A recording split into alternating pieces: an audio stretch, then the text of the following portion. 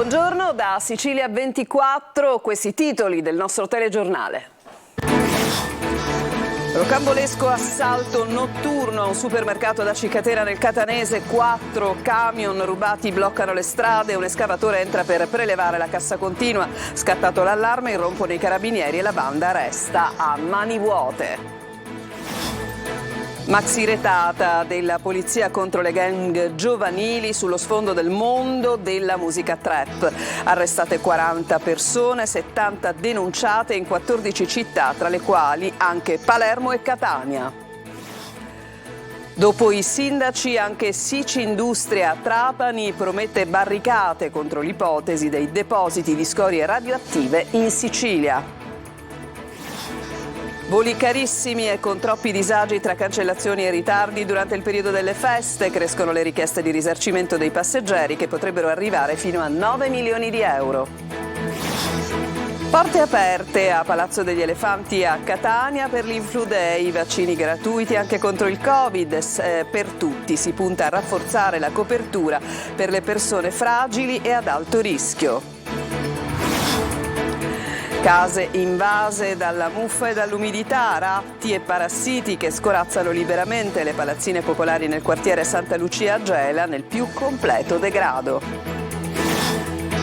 Calcio, Catania-Sorrento a porte chiuse, divieto di trasferta a Benevento per i tifosi rossazzurri. La decisione dopo i gravi incidenti di mercoledì sera a margine della partita di Coppa Italia tra i rossazzurri e il Pescara. Intanto domani per il Messina è già campionato, a Potenza i giallorossi inseguono il terzo risultato utile consecutivo.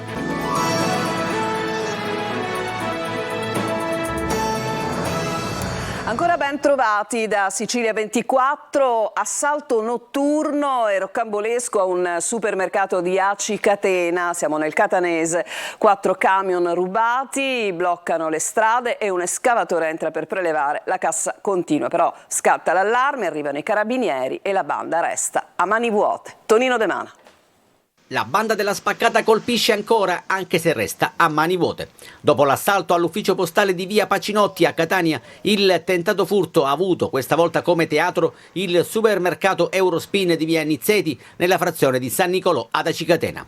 Intorno alle 3 di notte i malviventi hanno tentato di asportare la cassa continua dell'hard discount usando un escavatore che vedete in queste immagini. Non appena c'è stata la manomissione è scattato l'allarme che ha allertato la centrale operativa dei carabinieri. Sul posto è arrivata una prima gazzella che per raggiungere il supermercato si è dovuta fare largo, superando anche uno sbarramento di mezzi posti al centro della carreggiata. 4 i camion rubati e collocati in punti strategici per consentire alla banda di lavorare indisturbata e al tempo stesso di rallentare le operazioni di primo intervento. Uno dei mezzi, lo vedete, è stato lasciato di traverso in via Leonardo Vigo, in territorio di Aci Castello, un altro è stato piazzato in via Nizzeti, altri invece sono stati parcheggiati ad Aci San Filippo e alla Reitana, bloccando di fatto le vie d'accesso per Aci Catena e paralizzando per gran parte della mattinata la viabilità dell'Interland. Un modus operandi che però non è servito a fermare l'intervento delle forze dell'ordine che hanno sventato l'audace furto mettendo in fuga i malviventi, sulle cui tracce adesso ci sono i carabinieri del comando provinciale di Catania. E a Palermo, nelle stesse ore, è entrata in azione una banda spacca vetrine. Il colpo è stato messo a segno nel negozio della Rinascente, lo vedete dalle immagini, nella centralissima via Roma. I rapinatori, dopo aver sfondato una vetrina con un'auto risultata rubata, sono riusciti a portare via alcuni oggetti preziosi. Il bottino è ancora da quantificare. I carabinieri hanno acquisito le immagini dei sistemi di videosorveglianza della zona. E intanto cresce l'allarme violenza giovanile, criminalità nelle metropoli italiane, si parla di baby gang, c'è stata una vera e propria retata in tutta Italia, ma nelle 14 città più pericolose. Da questo punto di vista ci sono anche Palermo e Catania, perché anche nelle 2 città siciliane appunto ci sono stati arresti e denunce. Il tutto sullo sfondo del mondo della musica trap. Ci dice tutto Manlio Viola. L'escalation di violenza giovanile e criminalità continua, ma l'esercito non arriverà a Palermo nonostante la richiesta avanzata dal sindaco e reiterata nei giorni scorsi e nonostante proprio Palermo sia al centro di vari episodi, tantomeno arriverà a Catania. Arrivano però le operazioni di polizia coordinate a livello nazionale. Palermo e Catania sono proprio fra le 14 città italiane in cui la violenza delle baby gang impera, almeno a giudicare dall'operazione condotta dalla polizia che ha portato ad arrestare 41 persone, di cui 4 minorenni, e denunciare a piede libero 74 persone, 24 delle quali minorenni. A Catania sono stati controllati i luoghi di abituale ritrovo di giovani sia nel centro cittadino che nelle zone più periferiche come Librino e San Cristofaro. Interessate le aree dove più spesso si sono registrati episodi come spaccio di stupefacenti, risse, furti, rapine e scippi riconducibili a gruppi di giovani. A Palermo i controlli sono stati indirizzati verso i luoghi della movida cittadina e nei pressi delle discoteche. Nel quartiere Ballarò sono stati svolti servizi per il contrasto all'attività dello spaccio. Inoltre sono state eseguite perquisizioni nei confronti di giovani con precedenti penali per stupefacenti e per armi residenti nel quartiere Borgovecchio o nel centro storico. Complessivamente sono state tratte in arresto 3 persone, denunciate altre 3 in stato di libertà per possesso di armi da taglio e sostanze stupefacenti. Sono stati sequestrati circa 3 kg di hashish. Complessivamente nell'operazione trovati e sequestrati anche tirapugni e sequestrato anche denaro. Continua la querelle per i finanziamenti che riguardano il ponte sullo Stretto. Tra Salvini e Schifani cerca di gettare acqua sul fuoco la sottosegretaria ai rapporti col Parlamento Matilde Siracusano. Francesco Triolo. Tra i due litiganti c'è chi tenta di mediare perché sul ponte sullo Stretto il botta e risposta tra il presidente della regione Renato Schifani e il vice premier Matteo Salvini continua. In mezzo c'è Matilde Siracusano, sottosegretaria in quota Forza Italia, che cerca di evitare incidenti diplomatici. Alla base di tutto ci sarebbero le elezioni europee del prossimo anno. Il clima da campagna elettorale infatti ha contaminato anche il percorso per il finanziamento dell'opera, creando fibrillazione all'interno del centrodestra nazionale siciliano. I veleni sono evidenti e non sono mancate le frecciate tra Palazzo d'Orléans e Palazzo Chigi. Ha ricominciato il governatore Schifani, che ha voluto chiarire ulteriormente come l'aumento del contributo da parte della Sicilia non fosse stato concordato. Salvini ha risposto, neanche tanto per le rime, definendo quella di Sicilia e Calabria una normale e piccola fiche per il ponte.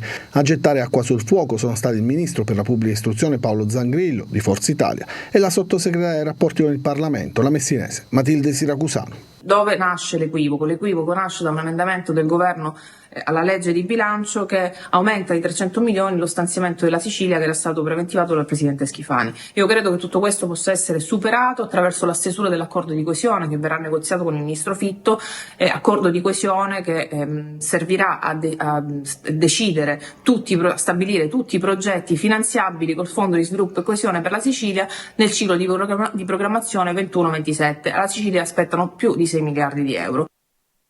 Scorie radioattive in Sicilia, ve ne abbiamo parlato ieri, anche Sicindustria Trapani, così come fatto dai sindaci, alza le barricate. Il presidente Pellegrino dice è un'ipotesi assurda e superficiale. Giusy Lazzara. No alle scorie radioattive in Sicilia, anche Sicindustria Trapani non ci sta ed è pronta alle barricate. 2 i siti siciliani ritenuti idonei a ospitare il deposito di scorie nucleari, nella frazione di Fulgatore nel comune di Trapani e a Calatafimi Segesta. Riteniamo che sia un'ipotesi inaccettabile e che poggi su una valutazione assolutamente superficiale di quelle che sono le condizioni che permettono la realizzazione di tale deposito. Rispetto a quelle eventualità noi siamo davvero disposti a fare le barricate e ci stiamo già muovendo di concerto con gli altri rappresentanti del territorio affinché si possa raggiungere l'obiettivo di vedere stralciati i siti siciliani e quindi trapanesi dai territori possibili destinatari di questo deposito. L'area del deposito di 110 ettari potrà contenere 78.000 metri cubi di rifiuti radioattivi che solo dopo 300 anni saranno smaltiti. Se dovesse accadere quello che si paventa, insomma, è chiaro che verrebbero tagliate le gambe, diciamo, ogni residua possibilità di risalita economica, diciamo, del nostro territorio. Ieri a protestare per prime le amministrazioni comunali. Il sindaco di Trapani, Tranchida, non si dà pace e ribadisce che era stato presentato nel 2021 un documento che aveva avuto anche il parere favorevole della regione nel dire no al sito. E anche le associazioni dei Federconsumatori, sindacati, CGIL, CISL e UIL dicono di non volere che la Sicilia diventi un deposito pericoloso. Vi abbiamo sempre parlato del caro voli, in particolare il fenomeno è rilevante durante il periodo delle feste. È come se non bastassero i prezzi alle stelle, ci sono anche davvero troppi disservizi tra voli cancellati o gravi ritardi, disservizi che porteranno anche a delle richieste di risarcimento dei passeggeri. C'è una stima fatta, si parla addirittura di ipotetici 9 milioni di euro. Sentiamo. Non solo voli estremamente cari, tanto da indurre a rinunciare al viaggio, ma anche servizi scadenti e troppo spesso ritardi e passeggeri che restano a terra. È quanto emerge dallo studio di Italia Rimborso, che si occupa di assistere proprio i passeggeri per ottenere i risarcimenti stabiliti dalla carta del viaggiatore. Secondo gli esperti ammontano a 9 milioni di euro le possibili richieste di risarcimento per ritardi o cancellazioni di voli aerei o per via dei disservizi previsti durante queste festività natalizie. Un trend certamente in crescita nell'ultimo periodo è destinato ad aumentare nelle prossime ore con l'aumento del flusso dei passeggeri in volo. Basti pensare che nei primi 14 giorni di dicembre i disagi aerei denunciati equivalgono a quelli riscontrati nell'intero mese di novembre. Nella maggior parte dei casi le responsabilità ricadono proprio sulle compagnie aeree. Per questo i passeggeri si possono rifare grazie al regolamento europeo, ottenendo una compensazione pecuniaria che oscilla fra i 250 e i 600 euro. Una sorta di risarcimento richiedibile se il volo in ritardo supera le 3 ore o se il volo viene cancellato con un preavviso inferiore ai 14 giorni.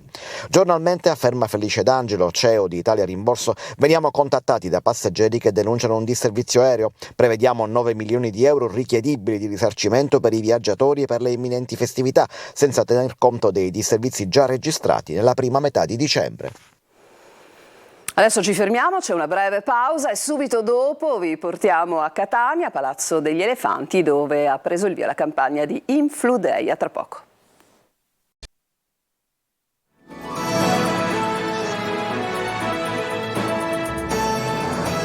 Tornati in studio, porte aperte a Palazzo degli Elefanti a Catania per l'Influday, vaccinazione gratuita e senza prenotazione per tutti, ma si punta certamente a rafforzare la copertura per i fragili e le persone ad alto rischio. Sentiamo Desiree Ferlito.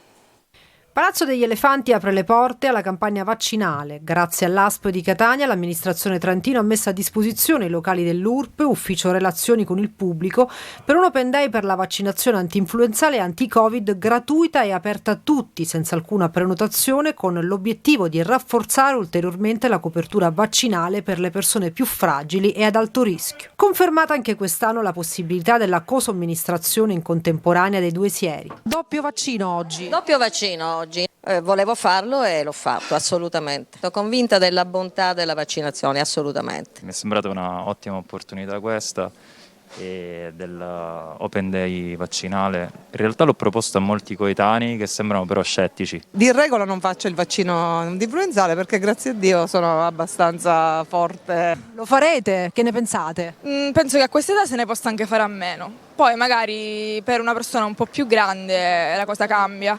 L'immunizzazione contro l'influenza, lo ricordiamo, consente non solo di prevenire le forme gravi e complicate del virus stagionale, ma permette anche di ridurre la mortalità prematura nelle fasce più fragili della popolazione. E reputo che sia opportuno e giusto che un po' tutti, specie i soggetti fragili, categoria alla quale purtroppo appartengo, si evitano insomma di andare incontro poi a problemi ben più seri e gravi. Ecco. Mi sto convincendo che sarebbe necessario, vista l'influenza che c'è in arrivo, mi cautelo.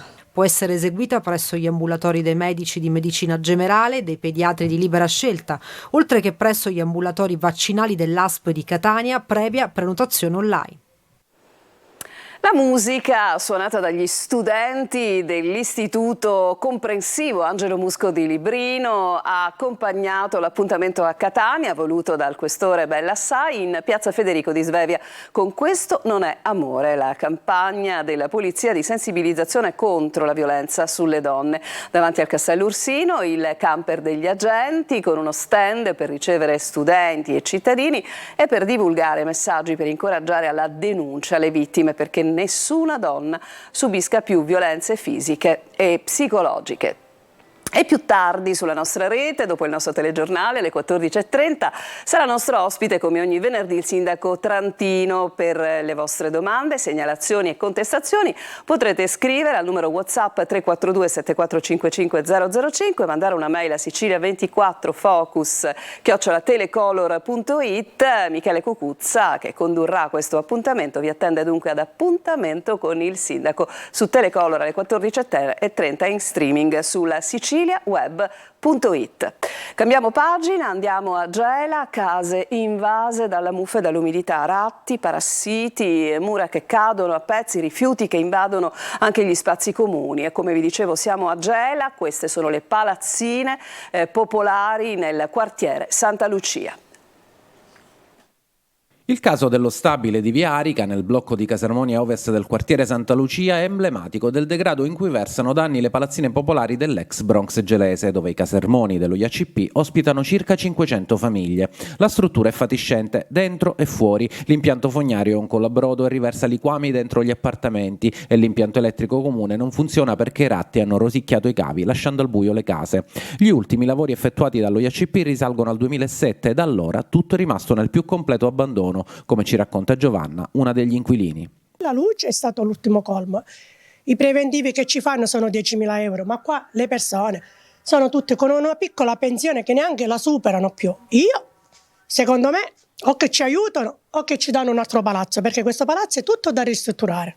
Ci avventuriamo per le scale. In uno degli appartamenti ci accolgono Salvatore e la moglie Anna, invalida. Erosi dalla muffa e a causa dell'incuria oltredecennale, i muri degli appartamenti si stanno lentamente sgretolando. Dei calcinacci rischiano di crollare da un momento all'altro. Può crollare tutto il palazzo, perché essendo che c'è umidità e atturazione dei fogni, dei cose, con l'umidità può cadere tutte. Moremmo scacciati. E a pochi metri dallo stabile un ecomostro che ormai è una vera e propria bomba ecologica. Le macerie delle 3 palazzine popolari di via Rio de Janeiro, abbattute 10 anni fa e mai rimosse a causa di un contenzioso tra lo IACP e la ditta incaricata. L'area adesso è un'enorme discarica a cielo aperto. Una situazione generale di precarietà e degrado che finora ha trovato il totale disinteresse dell'Istituto Case Popolari, come ci spiega Isi Delicata, rappresentante del Sunia. A oggi abbiamo inquilini che da più di 3 anni aspettano una sostituzione di un sanitario che perde, persone disabili che si fanno la doccia a casa di altri inquilini perché hanno i bagni fuori uso. Quindi non è che chiedono chissà che cosa, chiedono di vivere una vita normale. Ci fermiamo ancora e subito dopo la pausa il calcio.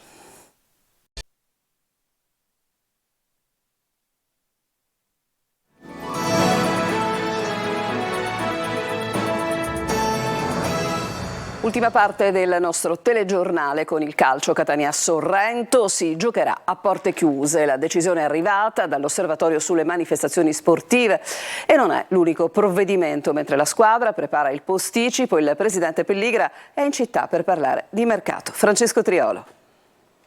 Catania-Sorrento si giocherà a porte chiuse, è la decisione dell'Osservatorio sulle manifestazioni sportive che ha dato indicazione alle autorità del territorio, prefettura e questura, di disporre il divieto di apertura del Massimino per la gara in programma lunedì sera alle 20.45. Una decisione che nelle ultime ore sembrava quasi attesa dopo i gravi incidenti che si sono verificati mercoledì sera a margine della partita di Coppa Italia tra Catania e Pescara. Per quegli scontri, dove sono rimasti feriti diversi agenti delle forze dell'ordine con prognosi di 15 giorni, sono stati arrestati 2 ultras del Catania. Ma non è l'unico provvedimento preso, ai tifosi rossazzurri sarà vietata anche la trasferta a Benevento. Una decisione, quella del Camps, quasi prevedibile dopo quanto accaduto e che penalizza tutta la città e la parte buona della tifoseria. Senza tifosi la squadra di Lucarelli prepara la gara contro il Sorrento, in cui i rossazzurri vogliono tornare alla vittoria in campionato, riscattando la sconfitta nel derby di Messina. Intanto in queste ore il presidente Pelligra è in città e sta effettuando un ampio giro d'orizzonti per programmare il 2024. In particolare si sta parlando di mercato sia in uscita che soprattutto in entrata, dove si prevedono 6 o 7 nuovi innesti. Insomma, prima devono essere piazzati i giocatori che non fanno parte del progetto e nel contempo saranno colmate le caselle vuote. Tra le uscite ci sono quelle di Sarao verso il Trapani, Livieri che potrebbe tornare al Pisa, mentre per Dubicas c'è l'ipotesi Juve Stabia. E domani pomeriggio impegno a Potenza per il Messina in uno dei 2 anticipi della 17ª giornata del campionato di Serie C. I giallorossi sono alla ricerca del terzo risultato utile consecutivo dopo le ultime vittorie. Sergio Colosi.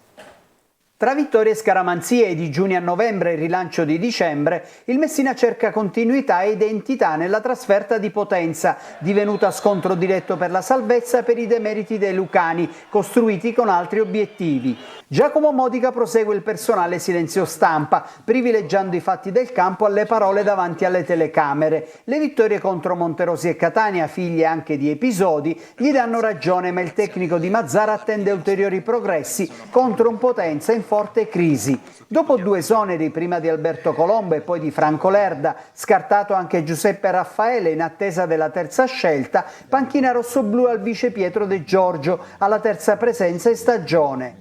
Tifoseria in contestazione con la società e quadro completato dall'assenza del bomber Caturano, ex giallorosso. Numeri e stati d'animo di quella che potrebbe sembrare un'occasione da cogliere al volo, ma il Messina non è squadra da fare progetti, avendo abituato i tifosi a continue sorprese. Torna disponibile Polito, Modica però potrebbe confermare l'11 di sabato scorso oppure inserirlo a destra in difesa con Zunno in attacco per rispettare la regola degli under tanto cara al presidente Sciotto e premiarlo per la mezz'ora contro il Catania. Questo era il nostro ultimo servizio, non ci sono aggiornamenti, dunque Sicilia 24 finisce qui. Vi ricordo il prossimo appuntamento con l'informazione su Telecolor alle ore 19. Vi lascio adesso con appuntamento con il sindaco, il consueto spazio del venerdì, condotto dal nostro direttore Michele Cucuzza, in studio il sindaco di Catania Enrico Trantino. A tutti voi un buon pomeriggio.